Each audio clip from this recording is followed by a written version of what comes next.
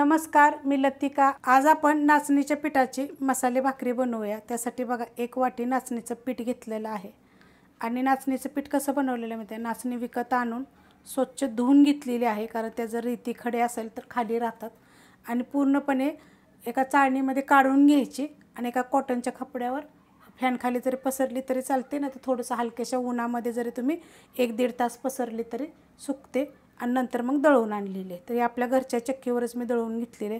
अशा पद्धतीत बघा हे पीठ झालेलं आहे। त्यात आपण टाकूया साहित्य।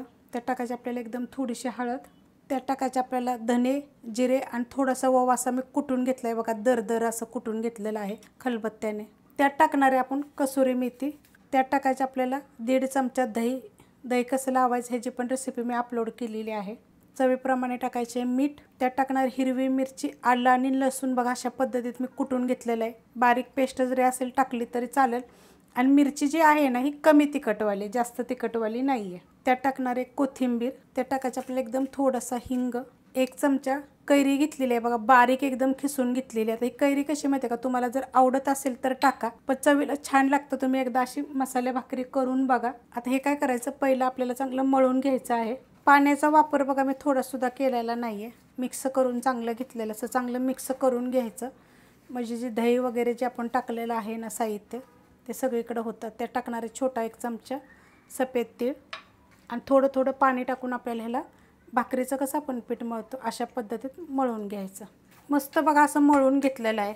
होता होईल एवढं चांगलं असं मळून घ्यायचं बघा, म्हणजे जी आपण भाकरी करव त्याची चव छान लागते बघा। असं मळून घेतलेलं आहे बघा चांगलं।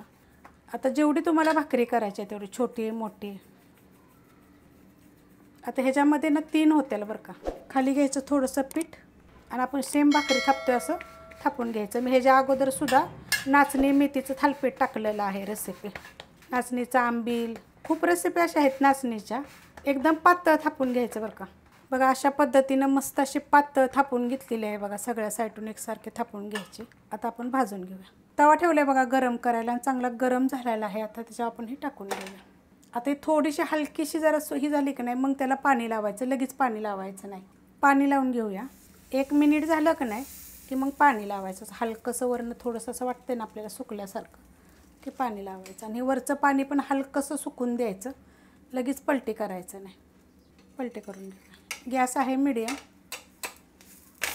बघा, असं मस्त होते एकदम। आता आपण खालची साईड भाजून घेऊया, तर मी दुसरी थापून घेते। भाजली का बघूया खालच्या साईडनं, लगेच हलते। आता हे बघा साईडला कुठं कुठं अशी कच्चे येते, ते असे भाजून घ्यायचे माझे हलवून हलवून बघा। मस्त असे बघा खालची साईड चांगली भाजून घेतलेली आहे। तुम्हाला पाहिजे तर तुम्ही गॅसवर सुद्धा भाकरी भाजू शकता, नाहीतर असं तुम्ही तव्यामध्ये पण भाजू शकता। आणि हीच भाकरी तुम्ही लोखंडाच्या तव्यामध्ये जरी केली तर एकदम मस्त होते बरं का, करून बघा अशा पद्धतीनं। आता ही कशाबरोबर खायची, तुम्ही दह्याबरोबर बी खाऊ शकता, कोरडी पण छान लागते। लोणच्याचे खूप रेसिपी अपलोड केलेले आहेत, चटणी, कोशिंबीर अशी मस्त कशाबरोबर बी खा, एकदम चवीला वेगळी लागणार। आणि नाचणीचं आहे ना, गरमीच्या दिवसामध्ये नाचणी खाल्लेली पण चांगली असते।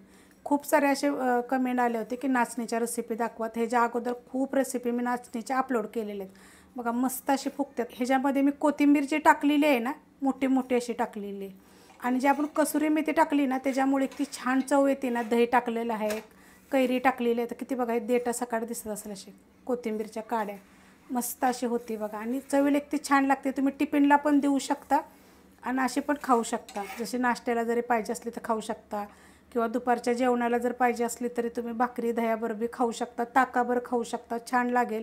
करून बघा। रेसिपी आवडली तर लाईक करा, सबस्क्राईब करा, कमेंट करा आणि शेअर बी करा।